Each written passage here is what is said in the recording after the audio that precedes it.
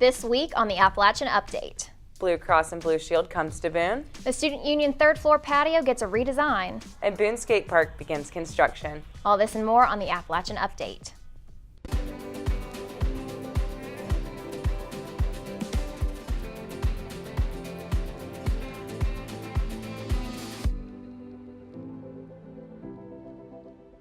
Thanks for joining us today on the Appalachian Update, your weekly rundown of what's going on around campus, provided by your student-run newspaper, The Appalachian. I'm Natalie Broom. And I'm Annie Jones.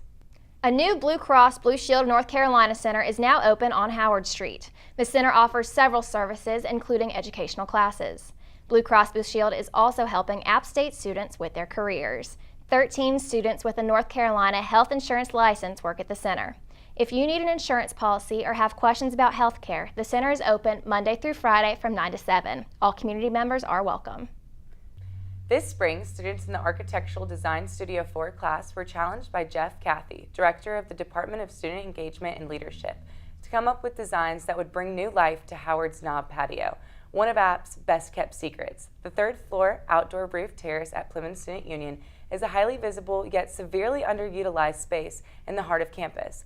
Along with turning the patio into an event space, teams needed to incorporate sustainable elements into their designs. The construction grading process for the new Boone Skate Park is officially underway. The grading process began in mid-October and is expected to conclude before January. The skate park proposal was first brought to the Boone Town Council in February by the Cruising Committee. Recess Skate and Snow owner John Paul Party presented the proposal at the February Town Council meeting and was awarded the $25,000 grant needed to cover the park's construction. This will be Boone's first skate park and is expected to open spring of 2019. And now for your arts and entertainment stories. Tina Houston, owner of Reed's Cafe, and the new high country food truck Betty's Biscuits recently teamed up with the Department of Sustainable Technology. With the help of graduate assistant Chris Stephen, Houston was able to turn the truck completely solar with donations from the school. The vehicle itself is a refurbished 1985 UPS truck, now rehabilitated to give off a bougie retro diner vibe. The truck has attended several local events and even volunteers its time for many of the nonprofits in the Boone area that Houston is affiliated with, such as Mountain Alliance and Appalachian Voices. The big desk in the University Bookstore may look like a customer service desk, but there's more to it than meets the eye. It's actually the comic book section. All the popular nerdy franchise apparel, tabletop games, and comic books the bookstore has in stock are on display at the counter. The display started in 2017 when support supervisor John Pierce put the graphic novels on display. Several local bookstores have gone out of business in the past 20 years, so if you're looking for a place to grab some nerd gear and talk comics, the University Bookstore desk might be the place for you. Presenting a unique opportunity, the Appalachian Chorale helps bring students together in the Boone community with music. With 40 of its 108 members being students, the chorale members range from unregistered students, alumni, faculty, and Boone residents. There is a concert once at the end of each semester, and you don't need to audition. The chorale will sing Donald McCullough's Holocaust Cantata at the concert less than a week before Yom HaShoah, Holocaust Remembrance Day on May 2nd.